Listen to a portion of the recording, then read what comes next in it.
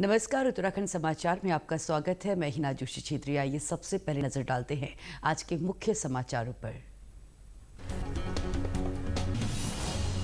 उत्तराखंड दौरे पर आ रहे प्रधानमंत्री नरेंद्र मोदी करेंगे आदि कैलाश और जागेश्वर धाम के दर्शन।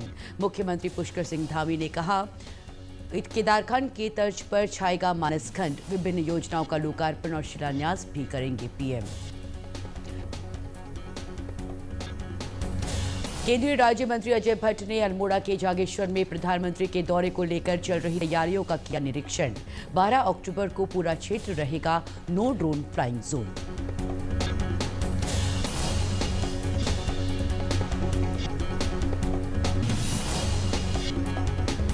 हेमकुंड साहिब के कपाट कल शीतकाल के लिए होंगे बंद। सुबह 10 बजे शुरू होगी कपाट बंद करने की प्रक्रिया।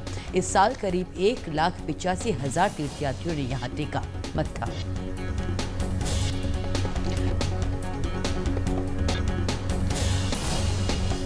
और चंपावत में आज से शुरू हुई राज्य स्तरीय विद्यालय फुटबॉल प्रतियोगिता। प्रदेश भर की 26 टीमें ले रही हैं हिस्सा।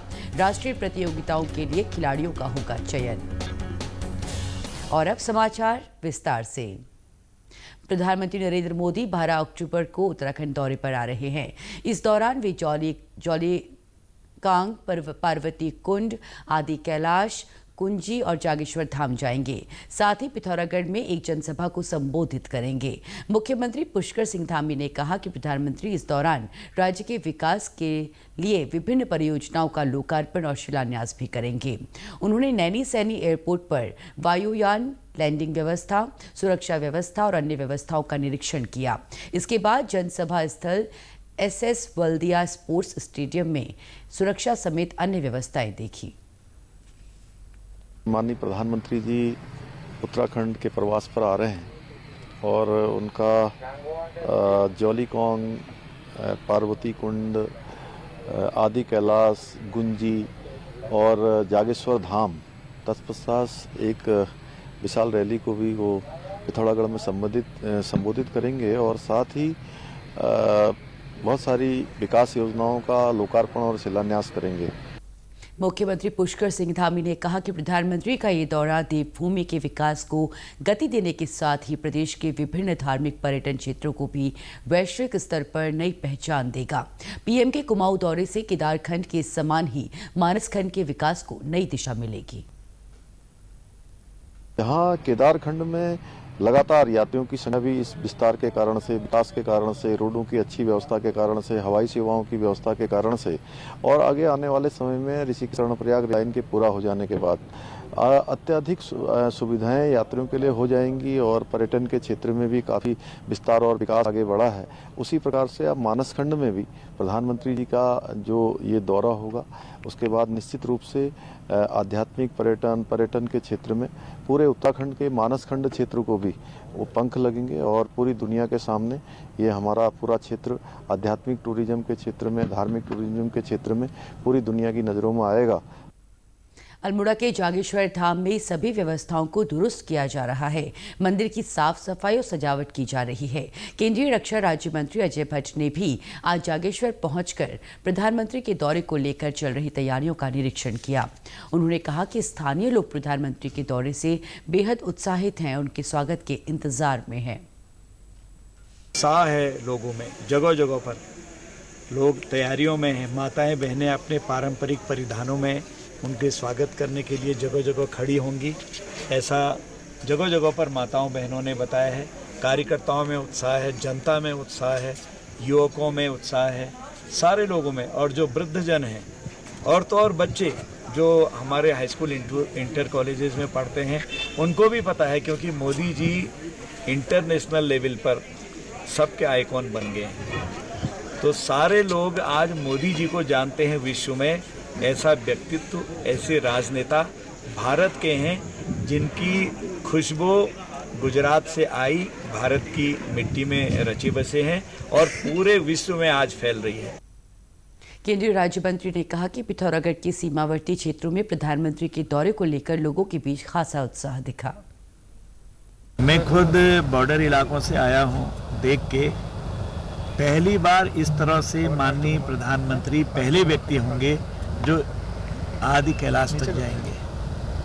कभी कोई प्रधानमंत्री आज तक नहीं पहुंचे हैं। बहुत बड़ा उल्लास है, परंपरागत जो हम लोग अपना परिधान पहनते हैं।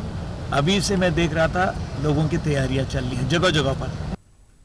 प्रधानमंत्री के दौरे को लेकर अल्मोड़ा में जिलाधिकारी विनीत तोमर, पुलिस महानिरीक्षक नीलेश आनंद भरने, डीआईजी इंटेलिजेंस राजीव स्वरूप समेत अन्य वरिष्ठ अधिकारियों ने बैठक की और इस दौरान ड्यूटी करने वाले पुलिस अधिकारियों, सुरक्षा जवानों और अधिकारियों कर्मचारियों की ब्रीफिंग की गई।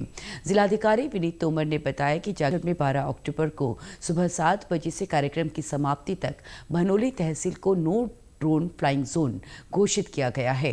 उन्होंने बताया कि यह आदेश तत्काल प्रभाव से लागू होगा। श्री हेमकुंड साहिब के कपाट कल शीतकाल के लिए बंद कर दिए जाएंगे। कपाट बंद करने से जुड़ी सभी तैयारियां पूरी कर ली गई हैं। इस अवसर पर हेमकुंड साहिब को 2 कुंतल गेंदे के फूलों से सजाया जा रहा है। कपाट बंद किए जाने की प्रक्रिया सुबह 10 बजे शुरू होगी। सबसे पहले सुखमनी साहिब का पाठ किया जाएगा। 11:15 बजे सबद कीर्तन होगा। करीब सवा घंटे बाद यहां से इस साल की अंतिम अरदास पढ़ी जाएगी। दोपहर 1 बजे गुरु ग्रंथ साहिब का हुक्मनामा लिया जाएगा। इसके बाद पंच प्यारों की अगुवाई में पवित्र गुरु ग्रंथ साहिब को दरबार साहिब से सतखंड लाया जाएगा। दोपहर ठीक 1:30 बजे शीतकाल के लिए हेमकुंड साहिब के कपाट बंद कर दिए जाएंगे। हेमकुंड साहिब मैनेजमेंट ट्रस्ट के अध्यक्ष अनरिजीत सिंह बिंद्रा ने बताया कि इस साल करीब 1,85,000 तीर्थयात्रियों ने यहाँ मत्था टेका।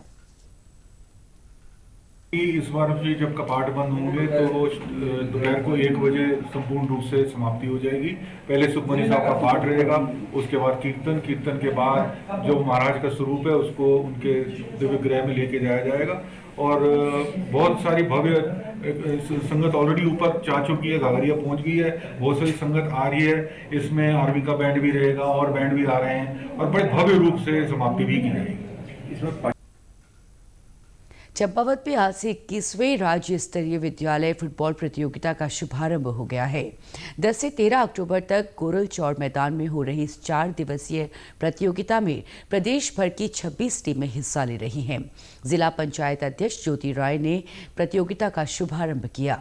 जिला खेल समन्वयक प्रदीप बोहरा ने बताया कि 14, 17 और 19 आयु वर्ग में हो रही इस प्रतियोगिता से राष्ट्रीय प्रतियोगिताओं के लिए खिलाड़ियों का चयन किया जाएगा। मिला के लगभग 435 बच्चे हैं यहाँ इस प्रतियोगिता में प्रतिभाग कर रहे हैं। इसमें यह राज्य स्तर से एक हर वर्ग में अलग अलग टीम चयनित होगी। इसके बाद यह चयनित प्रतिभागी राष्ट्रीय प्रतियोगिताओं में प्रतिभाग करेंगे। यह राष्ट्रीय प्रतियोगिता अंडर 19 वर्ग में जम्मू कश्मीर में और अंडर 17 वर्ग में अंडमान निकोबार में तथा अंडर 17 वर्ग में महाराष्ट्र में, अंडर 14 वर्ग में महाराष्ट्र में आयोजित करेंगे। इन चयनित प्रतिभागियों को राष्ट्रीय प्रतियोगिता में चयन हेतु यह प्रतियोगिता चंपावत जनपद में आयोजित की जाएगी। पहाड़ों में होम स्टे के बढ़ते चलन को लेकर नैनीताल में कुमाऊं विश्वविद्यालय के वाणिज्य विभाग ने आज एक सेमिनार आयोजित किया। गृह प्रवास, पर्यटन और हिमालय क्षेत्र में सतत विकास की संभावनाएं और चुनौतियां विषय पर आयोजित इस सेमिनार में विभिन्न स्थानों से विशेषज्ञ शामिल हुए। केंद्रीय पर्यटन राज्य मंत्री अजय भट्ट ने दीप प्रज्वलित कर कार्यक्रम का शुभारंभ किया। उन्होंने कहा कि राज्य के सीमांत गांवों में होम स्टे से लोग आजीविका हासिल कर रहे हैं। सीमांत क्षेत्रों के लिए ये एक बेहतरीन पहल है। विषय के द्वारा मैं स्वयं आज गुंजी से ऊपर आदि कैलाश तक देखते आया हूं कि कभी किसी ने सोचा नहीं होगा कि बॉर्डर के विलेजेस में धीरे धीरे जो अपने पैरों पर खड़े होने का मंत्र माननीय प्रधानमंत्री जी ने दिया था, पर्यटन को किस तरह से हम आगे बढ़ाएंगे कहा था, उसका जो पौधा अंकुर था वो धीरे धीरे पौधा बनने लगा है। कई जगहों पर मुझे होम स्टे भी देखने का मौका मिला है।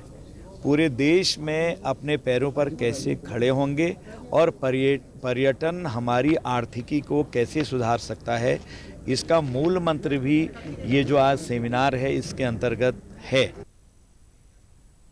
देहरादून में अपर मुख्य सचिव राधा रतूड़ी की अध्यक्षता में गृह विभाग के अधिकारियों के साथ लंबित मामलों को लेकर आज समीक्षा बैठक की गई।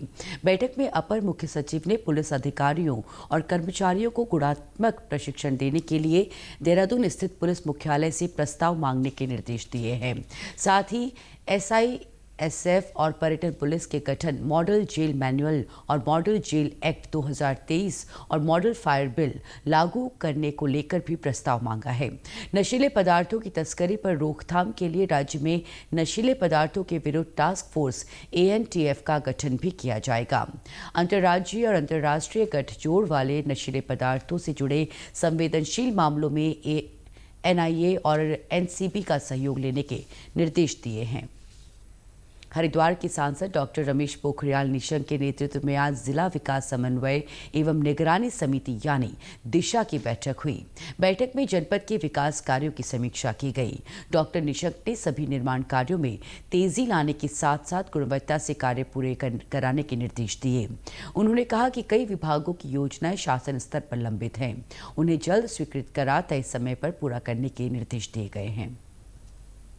बहुत सारे विभागों की जो योजनाएं हैं वो जो शासन स्तर पर लंबित हैं उनको भी स्वीकृत किया जा रहा है। कुल मिलाकर के इस जिले में बहुत युद्ध स्तर पर हमने काम शुरू किया है, चाहे वो सिंचाई विभाग का हो, चाहे पेयजल का हो, चाहे सड़क का हो। चमोली में सीमांत पर्वतीय जनपद बाल विज्ञान महोत्सव का आज रंगारंग समापन हो गया। इस अवसर पर विभिन्न विभागों द्वारा प्रदर्शनी भी लगाई गई। गोपेश्वर स्थित अटल उत्कृष्ट विद्यालय गोपेश्वर में आयोजित 2 दिवसीय विज्ञान महोत्सव के समापन अवसर पर मुख्य विकास अधिकारी डॉक्टर ललित नारायण मिश्र और अपर जिलाधिकारी डॉक्टर अभिषेक त्रिपाठी शामिल हुए। उन्होंने विभिन्न प्रतियोगिताओं के विजेताओं को प्रमाण पत्र देकर पुरस्कृत किया। डॉक्टर ललित नारायण मिश्र ने कहा कि इस तरह के महोत्सवों से हम बच्चों में वैज्ञानिक स्वभाव को विकसित कर सकते हैं। उत्तराखंड राज्य विज्ञान एवं प्रौद्योगिकी परिषद के महानिदेशक दुर्गेश पंत ने बताया कि बाल विज्ञान महोत्सव में 6 सीमांत जिलों उत्तरकाशी, बागेश्वर, पिथौरागढ़, चंपावत, रुद्रप्रयाग और चमोली के 240 बच्चे शामिल हुए। महोत्सव में पोस्टर प्रदर्शनी, विज्ञान प्रश्नोत्तरी, कविता पाठ, नाटक और विज्ञान ड्रामा से जुड़ी प्रतियोगिताएं आयोजित की गई। उन्होंने कहा कि बच्चों में वैज्ञानिक चेतना विकसित करने के लिए इस तरह के महोत्सव बेहद महत्वपूर्ण होते हैं। 40 हमारे बाल वैज्ञानिक इसमें प्रतिभाग कर रहे हैं। आज दूसरा दिन है और 5 प्रतियोगिताओं में इसका आयोजन हुआ है और गजब का उत्साह है बच्चों में।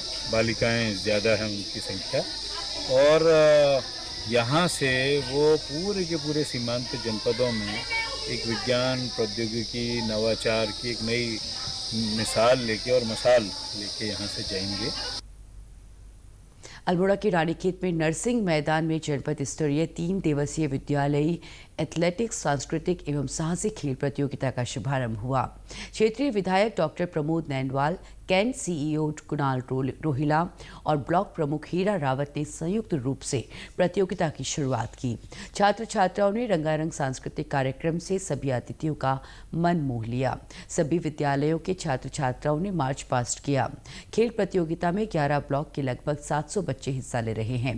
विधायक डॉक्टर नैनवाल ने कहा कि इस प्रकार के आयोजनों से बच्चों का सर्वांगीण विकास होने के साथ साथ उनमें प्रतियोगिता की भावना पैदा होती है। प्रदेश के समाचारों में आज बस इतना ही। चलते चलते मुख्य समाचार एक बार फिर। उत्तराखंड दौरे पर आ रहे प्रधानमंत्री नरेंद्र मोदी करेंगे आदि कैलाश और जागेश्वर धाम के दर्शन। मुख्यमंत्री पुष्कर सिंह धामी ने कहा, केदारखंड की तर्ज पर छाएगा मानस खंड। विभिन्न योजनाओं का लोकार्पण और शिलान्यास भी करेंगे पीएम। केंद्रीय राज्य मंत्री अजय भट्ट ने अल्मोड़ा के जागेश्वर में प्रधानमंत्री के दौरे को लेकर चल रही तैयारियों का किया निरीक्षण। 12 अक्टूबर को पूरा क्षेत्र रहेगा नो ड्रोन फ्लाइंग जोन।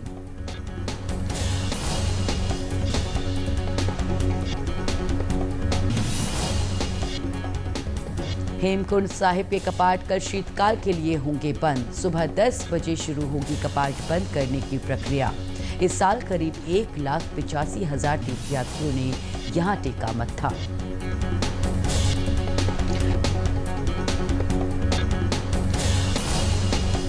और चंपावत में आज से शुरू हुई राज्य स्तरीय विद्यालय फुटबॉल प्रतियोगिता। प्रदेश भर की 26 टीमें ले रही हैं हिस्सा। राष्ट्रीय प्रतियोगिताओं के लिए खिलाड़ियों का होगा चयन। प्रदेश से जुड़ी अपडेट्स के लिए आप हमसे सोशल मीडिया के माध्यम से भी जुड़ सकते हैं। हमारा ट्विटर हैंडल है DD News _देहरादून। हमारा फेसबुक पेज है DD News उत्तराखंड और हमारे YouTube channel DD News Uttarakhand को भी आप सब्सक्राइब कर सकते हैं। नमस्कार।